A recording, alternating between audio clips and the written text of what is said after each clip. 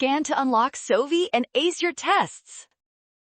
Calculus problems like this one look intimidating, but you can solve them in seconds by identifying the function type and checking the interval for symmetry properties. First, let us examine the integrand. If we replace x with negative x, the absolute value keeps the sign, making the whole expression negative. This confirms the function is odd. Next, look at the limits of integration. We are integrating from negative a to a. This is a perfectly symmetric interval centered at the origin, which makes the calculation easier. Finally, recall that the integral of any odd function over a symmetric interval is always 0. The areas on both sides cancel each other out perfectly, giving us option B.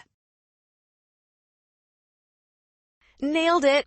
Scan the code. You can learn better with SOVI. Don't calculate the hard way. Use odd symmetry and check limits to avoid the trap.